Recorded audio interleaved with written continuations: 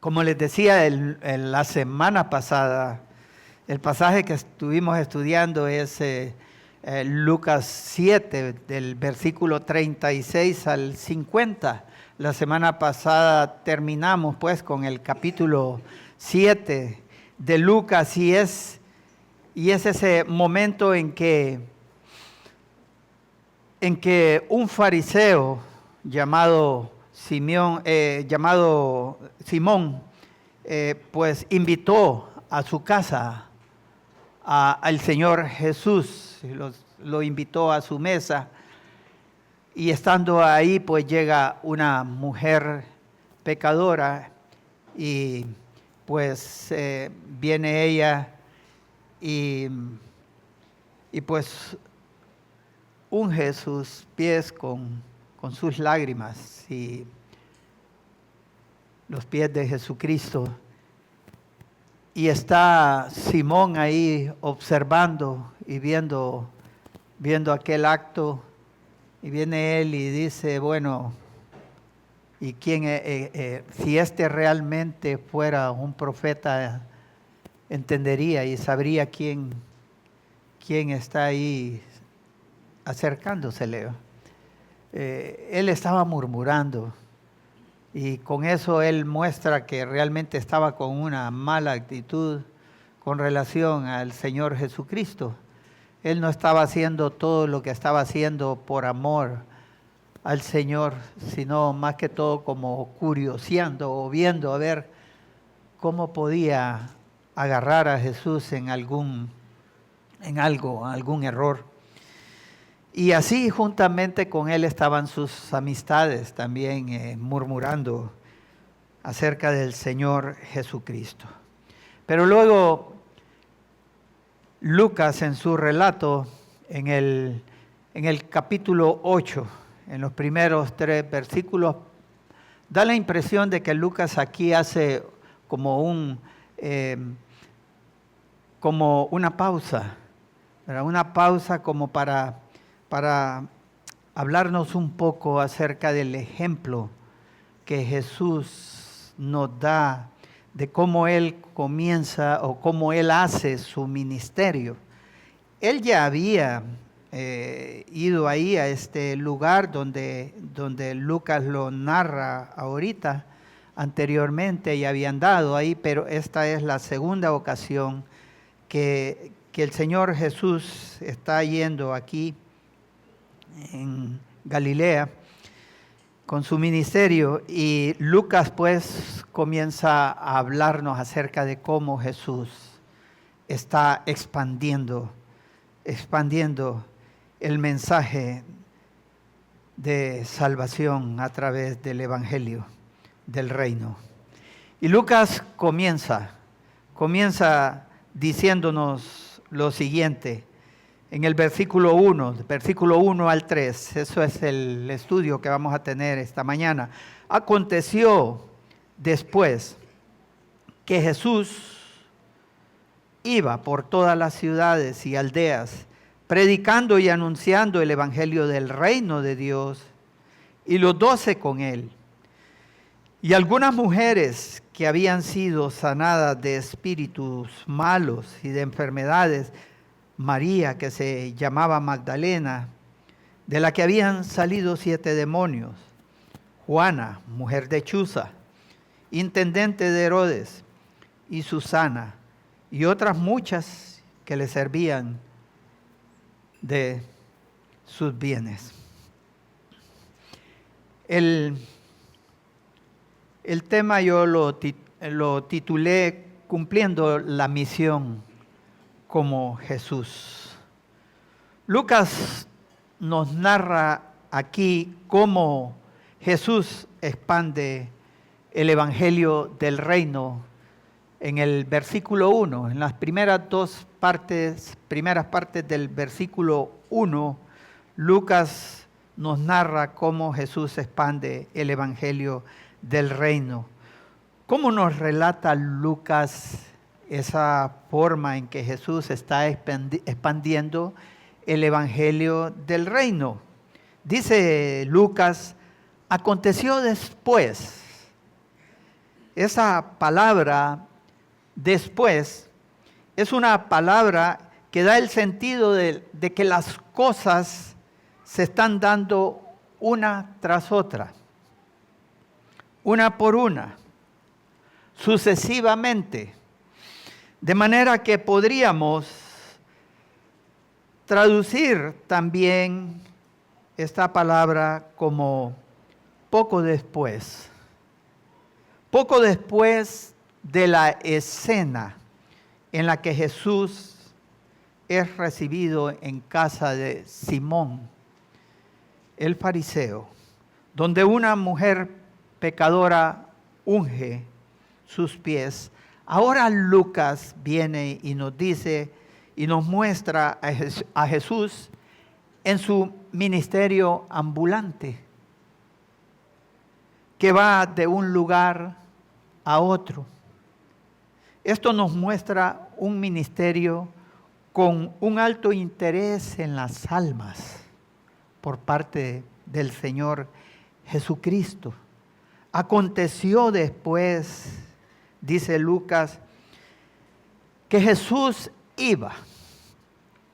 Y este verbo también, iba, está en imperfecto activo. Y esto nos da la idea de que lo que Lucas está diciendo aquí es que Jesús comenzó a recorrer, estaba haciendo camino por todas las ciudades y aldeas. O sea que Lucas nos está haciendo ver que Jesús no se quedó en un solo lugar. Su misión era alcanzar a todos. El Evangelio es para anunciarlo a todos. Jesús iba por todas las ciudades y aldeas. Y Él lo iba haciendo así como Él lo había dicho en Lucas 4:43, si ustedes recuerdan. Es necesario, dijo Él en el versículo 43 de Lucas 4, es necesario que también a otras ciudades anuncie el evangelio del reino de Dios, porque para esto he sido enviado. ¿Quién nos está mostrando entonces Lucas con todo esto, hermano? Esto nos muestra que nuestra misión, la misión de dar el evangelio, no es para quedarnos en un solo lugar. Lo que Jesús nos está dando como ejemplo aquí es que la iglesia tiene que ser una iglesia que envía. No una iglesia que solo piensa que el evangelio es para el lugar donde está. El evangelio no solamente es para San Pedro Sula. El evangelio es para todos los rincones de este mundo. Ese es el ejemplo que Jesús nos está dando aquí. Él va por todos lados. Él va predicando. Jesús iba por todas las ciudades y aldeas predicando y anunciando el evangelio del reino de Dios. Jesús iba, dice Lucas, predicando y anunciando el reino de Dios. En otras palabras, proclamando como un heraldo y anunciando las buenas nuevas del reino de Dios. Y es que este tema es muy común en la Biblia, el reino de Dios.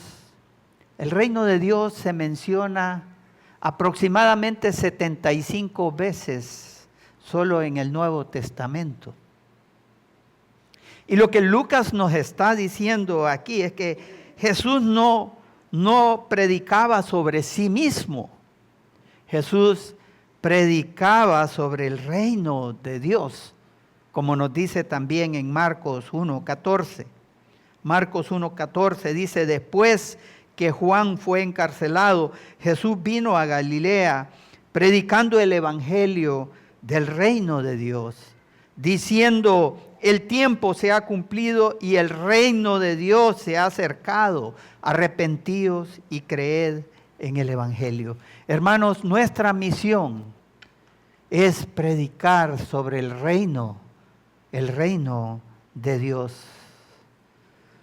Lo que vemos aquí en toda esta parte del pasaje en la que Lucas narra este acontecimiento es que Lucas nos hace ver la forma en que Jesús recorría la región. Jesús recorría la región con el objetivo de ponerse lo más posible en contacto con la gente. Y se aseguraba especialmente de que ninguna ciudad o aldea fuera descuidada. Era como que si él no quisiera que ninguna alma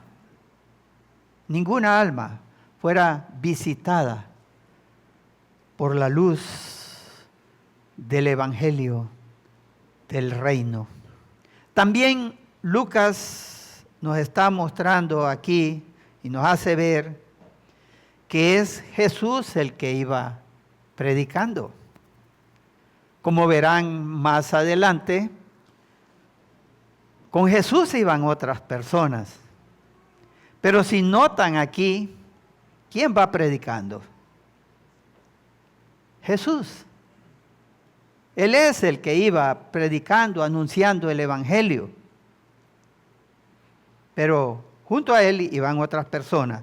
¿Pero por qué? ¿Por qué es Jesús el que predica y no se ve que los otros también estén predicando? Porque hermanos, lo que Lucas nos está queriendo mostrar ahí es que lo que Jesús está haciendo es capacitando a su gente para que luego ellos vayan y hagan lo mismo. Es por eso que en Mateo 28:19 dice, por tanto, id y haced discípulos a todas las naciones, bautizándolos en el nombre del Padre, y del Hijo, y del Espíritu Santo. Jesús estaba capacitando a su gente para luego enviarlos a ser discípulos a otras naciones. Marcos 16:15 nos dice, id por todo el mundo y predicad el evangelio a toda criatura. Pero nuevamente, hermanos, y partiendo de la última parte del versículo 1 hasta el versículo 3, Lucas nos relata acerca de los colaboradores en su misión. Nuevamente, lo que quiero mostrarles es que Jesús no iba solo, Él es el que iba predicando, pero Él lleva a sus colaboradores. Y repasando un poco para que entendamos lo que está pasando, aconteció después que iba, ¿quién? Dice Lucas, ¿quién? Jesús. ¿Haciendo qué? ¿Haciendo qué? Predicando y anunciando el evangelio del reino de Dios. ¿Quién iba predicando y anunciando? Jesús. No dice sus discípulos. Es Él el que va predicando, pero luego Lucas dice, y los 12 con Él también iban ahí. Y los 12 con Él. ¿Qué está haciendo entonces? ¿Qué está haciendo Jesús con sus discípulos? Ahí los está capacitando, los está entrenando. Jesús es el que está predicando, pero junto a Él van estos hombres. Ellos andan con Él aprendiendo cómo Él lo hace. Y si hay alguien, hermanos, si hay alguien que aprendió bien a través de los discípulos de Jesús, cómo Jesús realizó su ministerio, fue Lucas. Primero porque nos está enseñando aquí, ¿verdad? Cómo el Señor lo va haciendo. Pero por otro lado vemos en Hechos 1:1 lo que le dice a Teófilo. Hechos 1:1. El libro de Hechos fue escrito por Lucas también. Y Lucas le dice a Teófilo: en el primer tratado, oh Teófilo, hablé acerca de todas las cosas que Jesús comenzó a hacer y enseñar. ¿Qué está diciendo Lucas? Que Jesús, la forma en cómo Él venía y hacía de sus discípulos que hicieran lo que Él estaba haciendo, era que Él hacía. Al lado de ellos, Él hacía las cosas y de esa manera Él les enseñaba a hacer y a enseñar. Jesucristo estableció a los 12, como nos dice Lucas 6, del 12 al 16, ahí Lucas nos dice quiénes son esos 12. En aquellos días, dice Lucas en el capítulo 6, Él fue al monte a orar y pasó la noche orando a Dios, y cuando era de día, llamó a sus discípulos y escogió a 12 de ellos, a los cuales también llamó apóstoles. A Simón, a quien también llamó Pedro, a Andrés su hermano, Jacobo y Juan, Felipe y Bartolomé, Mateo, Tomás, Jacobo hijo de Alfeo, Simón llamado Celote, Judas, hermano de Jacobo, y Judas Iscariote, que llegó a ser el traidor. Aquí vemos quiénes son estos 12. Ahora no vamos a entrar a ver cómo era cada uno de ellos, porque no terminamos esta mañana. Pero sí, por lo menos, puedo decirles que en estos 12 incluían a pecadores, a pescadores, y también un recaudador de impuestos, y también incluía hasta un celote. Ahora, ¿qué nos muestra esto? Que el Señor, ustedes saben lo que era un celote. Un celote era, como decir hoy, un revolucionario. Alguien que estaba en contra del imperio. Eran judíos que odiaban al imperio romano y ellos se armaban y algunas veces atacaban a los soldados romanos. Eso era un celote y Jesús escogió a uno de ellos como parte del equipo de sus discípulos. Pero junto a eso también escogió a un publicano, a un cobrador de impuestos. ¿Y quién era un cobrador de impuestos? ¿Quién era un publicano para los judíos? Era alguien que era odiado por el pueblo. Porque para los judíos un publicano era alguien vendido al imperio, porque se encargaban de cobrarle los impuestos al pueblo y entregárselo al imperio romano. Entonces imagínense un cobrador de impuestos junto con un celote, ahí juntos. Jesús los juntó en su compañía de discípulos y estos hombres se amaban unos a otros. ¿Por qué, hermanos? Porque ellos estaban en pos de un reino que no es ninguno de estos reinos de este mundo. Era el reino de Dios. Jesús no eligió a los más capacitados, sino que Él capacitó a sus llamados. Caminaban con Jesús, escuchaban sus enseñanzas, veían cómo Jesús se conducía con compasión hacia la gente. Aprendían de su ejemplo para luego hacer lo mismo. Su presencia con Jesús les permitía pues aprender de su carácter, de sus enseñanzas, de su poder.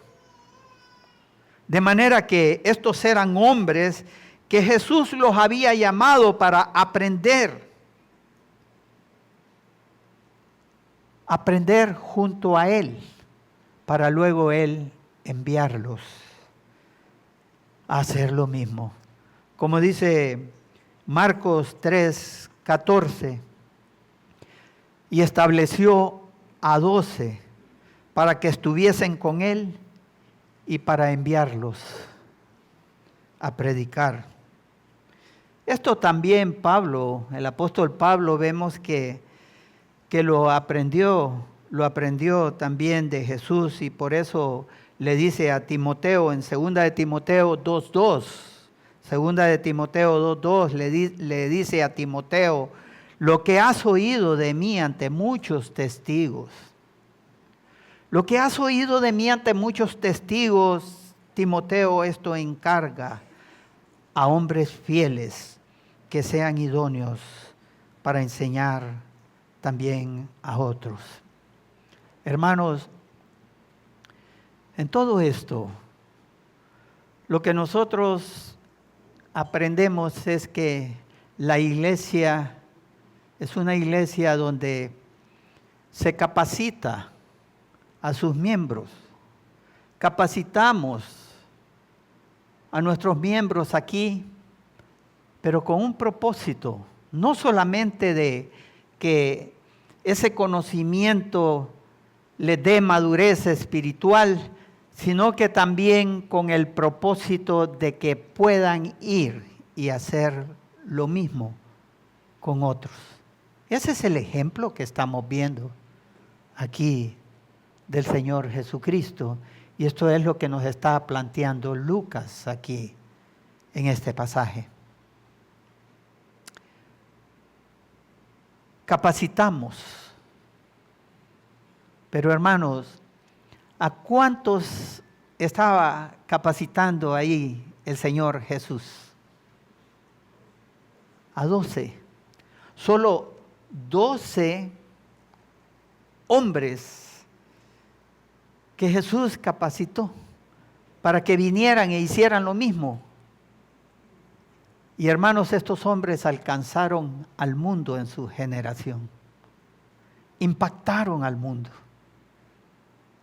Estos hombres fueron por todos lados, hasta en medio del imperio se metieron y transformaron vidas con el poder del evangelio. Ellos aprendieron de su maestro, ellos aprendieron de su Señor. Debían de capacitar por lo menos a 12. Entrenarlos con el fin de que ellos hagan lo mismo también. Ahora yo les pregunto algo.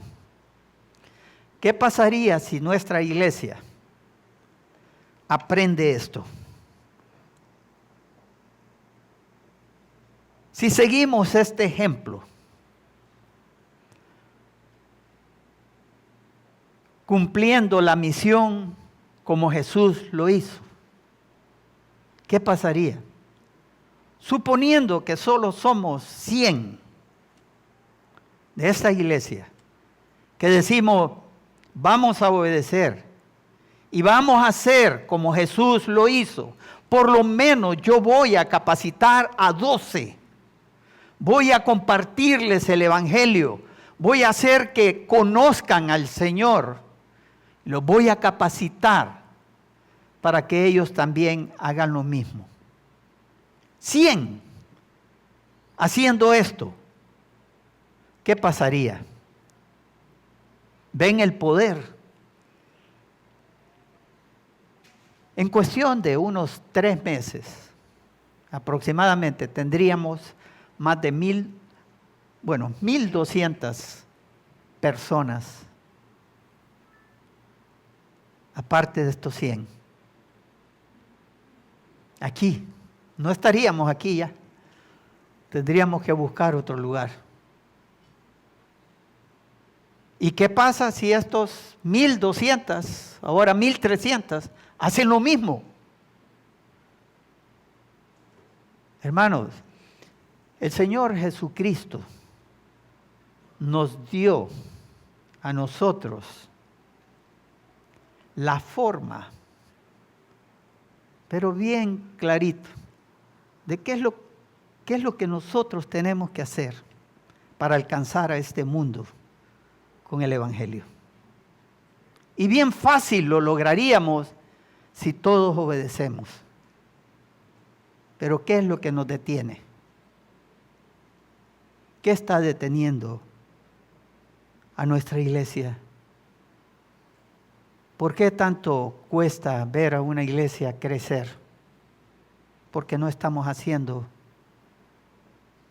lo que Jesús nos enseñó que debemos de hacer. Por eso es que en Mateo 9, versículo 37 al 38, el Señor Jesús les dijo a sus discípulos: a la verdad, la mies es mucha, mas los obreros pocos. Rogad pues al Señor de la mies que envíe obreros a su mies. Pero qué interesante es que Lucas no solamente nos habla de esos 12 que iban ahí, nos habla también de las mujeres. Dice en el versículo 2, y algunas mujeres, aparte de estos 12, y algunas mujeres que habían sido sanadas de espíritus malos y enfermedades, María, que se llama Magdalena, de la que habían salido 7 demonios, Juana, mujer de Chuza, intendente de Herodes, y Susana, y otras muchas que le servían de sus bienes. Lucas aquí destaca hasta los nombres de algunas mujeres que iban allí. Dice que muchas iban, ¿verdad? Y que le servían de sus bienes, pero destaca aquí el nombre de 3 de ellas. Hermano, Jesús trajo dignidad y valor a las mujeres. En la cultura judía, en esos días de Jesús, las mujeres no tenían un rol prominente en el ámbito religioso. Eran menospreciadas. Eran echadas de menos. Al punto que los rabinos, los maestros, se negaron a enseñarle a las mujeres. Y por lo general les asignaban un lugar muy inferior. Pero qué dato tan curioso es que de los 4 evangelios vemos que todos los enemigos que que se presentan ahí de Jesús son hombres. No encontramos en ninguno de los evangelios a una mujer atacando al Señor Jesucristo. Jesús las incluyó en su ministerio, mostrando que el evangelio es para todos. Para todos. Jesús hace evidente lo que el apóstol Pablo nos dice en Gálatas 3:28. Ya no hay judío ni griego, no hay esclavo ni libre, no hay varón ni mujer, porque todos vosotros sois uno en Cristo. Todos somos uno en Cristo. El hombre o la mujer solo hayan verdadero valor e identidad en Cristo, hermano. En Cristo. De manera que Lucas aquí menciona en el pasaje específicamente algunas mujeres que seguían a Jesús, precisamente porque esto era algo inusual. El Señor Jesucristo tuvo una actitud muy diferente a la actitud que tenían los líderes y maestros religiosos de ese tiempo con respecto a las mujeres. Y también es importante señalar que Lucas, hermanos, es el evangelio que más resalta la participación de la mujer en el ministerio de nuestro Señor Jesucristo. Los demás evangelios también hablan de las mujeres, las mencionan su importancia, pero no tanto como Lucas. Lucas tiene un énfasis particular en el rol de las mujeres, así que mujeres, amen a Lucas. Sí, Lucas tiene un interés bien especial en mostrarnos a nosotros lo que Jesús hizo con la mujer. Le dio valor, les dio a ellas también parte dentro de su ministerio. Aquí Lucas nos menciona, por ejemplo, a María Magdalena. Esta María, dice Lucas, que había sido poseída por 7 demonios hasta que el Señor Jesús la liberó. Y muchos asumen, partiendo de esto que dice Lucas, asumen que esta era una mujer que había sido entregada a la inmoralidad, pero realmente el texto, hermanos, no nos está diciendo esto. Aquí Lucas no nos dice eso. La imaginación en el ámbito cristiano es que hace ver a esta mujer como que era una mujer hermosa que Jesús había salvado de una vida inmoral, pero no encontramos ninguna fuente bíblica que nos muestre, que nos indique esto. Juana, ¿quién era Juana? Dice Lucas, ahí nos dice que era la esposa de un oficial de Herodes. Se trataba de Herodes Antipas, que era conocido como Herodes el tetrarca.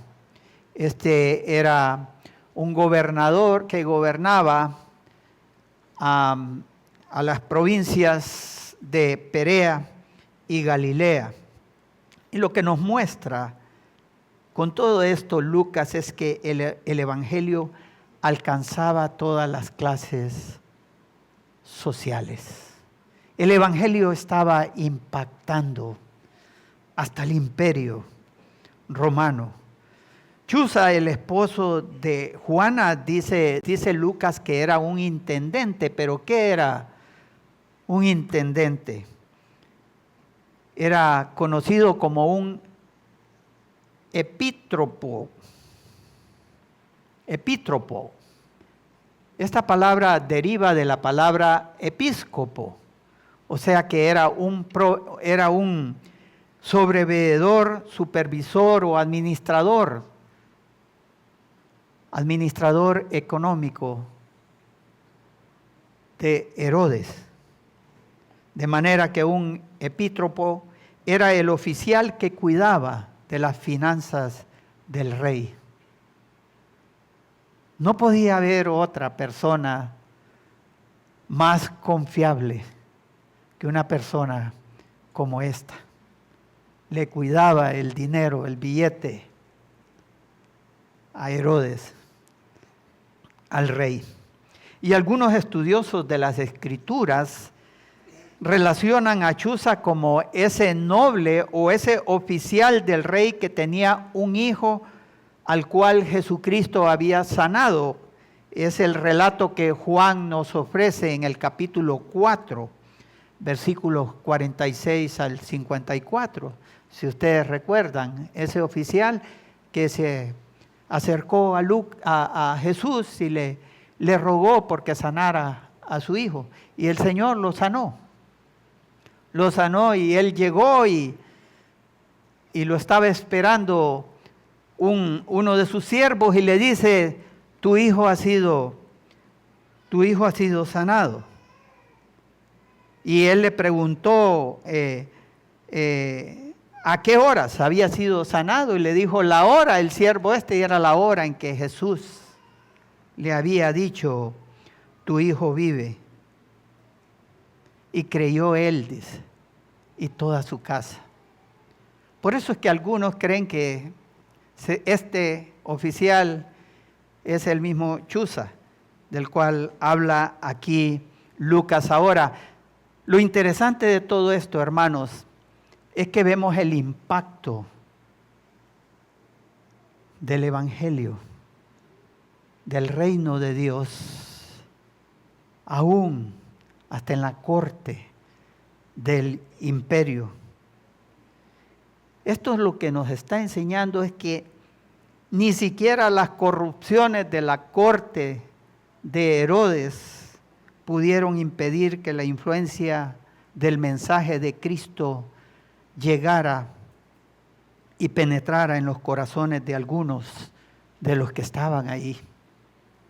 Es como también de igual manera había cristianos en la casa de Nerón, como nos lo indica el apóstol Pablo en Filipenses 4:22, que dice que todos los santos os saludan y especialmente los de la casa de César.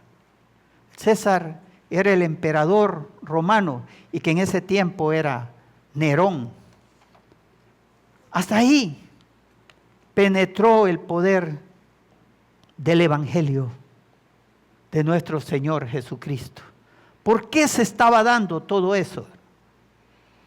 Porque estos hermanos estaban siguiendo el ejemplo de nuestro Señor Jesucristo. Y es sorprendente también el detalle de encontrar a una María Magdalena, una mujer con un pasado oscuro porque ella estuvo bajo posesión demoníaca, y verla en una relación bien cercana con Juana, la dama de la corte. Qué interesante, en la misma compañía, estas dos mujeres. Y además también podemos ver que María Magdalena y juntamente con Juana estuvieron entre los primeros testigos de la resurrección de nuestro Señor Jesucristo, según nos dice Lucas en el capítulo 24, versículo 10. Para finalizar, hermanos, Lucas nos menciona también en su relato al final del pasaje a Susana y otras muchas mujeres anónimas pero fieles en su servicio. Dice Lucas al final del pasaje, y Susana y otras muchas que le servían de sus bienes. Y esto nos enseña también que la forma del aprovisionamiento de ese equipo de personas que entregaban su vida a la causa de nuestro Señor Jesucristo, era a través de este tipo de personas. Hombres y mujeres que estaban dispuestos a dar de sus bienes con el propósito de que la obra evangelizadora de nuestro Señor Jesucristo se expandiera por todo el mundo. También nos enseña la verdadera naturaleza de humildad de nuestro Señor Jesucristo, que voluntariamente Él se hizo dependiente de otros.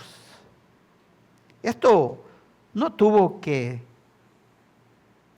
ser así. Jesucristo bien pudo venir y crear todo el dinero del mundo que ellos necesitaran para la obra evangelizadora, o podría haber creado todo el alimento que ellos necesitaban para seguir adelante con el mensaje de salvación del reino de nuestro Dios.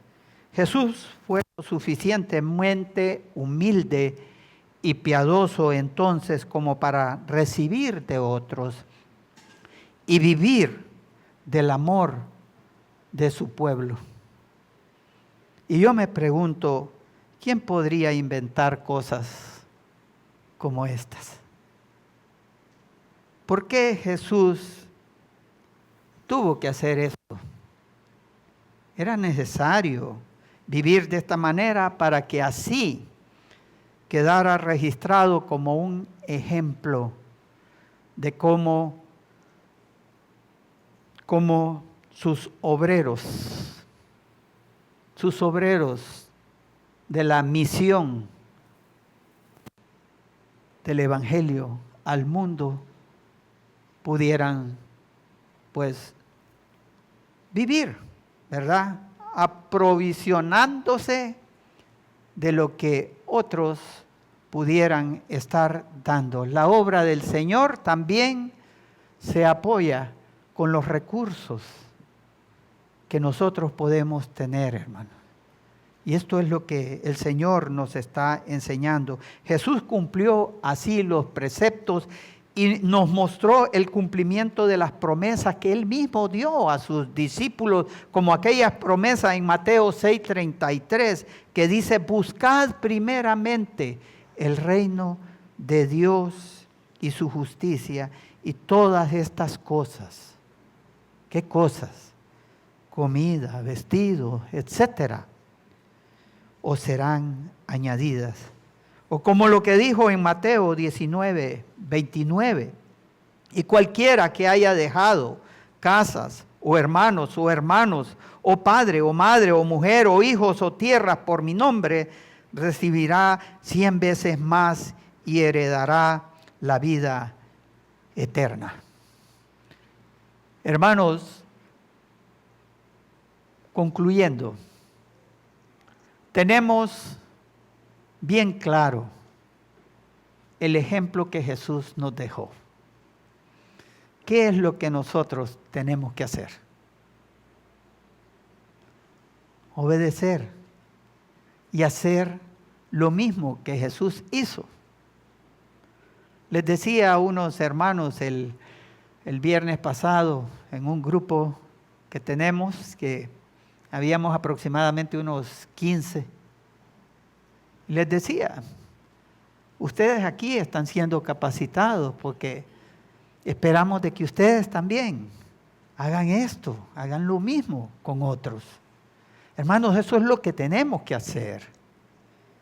Es necesario que lo hagamos, porque necesitamos alcanzar a este mundo para el reino de Dios. Es probable también, mi querida hermana, que usted piense que el servicio de una mujer sea pequeño o insignificante en la obra del Señor, pero no lo fue cuando Rahab hospedó a los espías, ¿recuerdan? Y ese pequeño acto de fe la incluyó en el linaje del Señor Jesucristo. Tampoco lo fue cuando Lidia hospedó a Pablo y a Silas en su casa. También, si recuerdan eso, dando lugar al nacimiento de la iglesia en Filipos. Hermanas, pequeñas acciones, pero de gran trascendencia. Así que yo las animo. Adelante, hermanas. Sigan haciendo la obra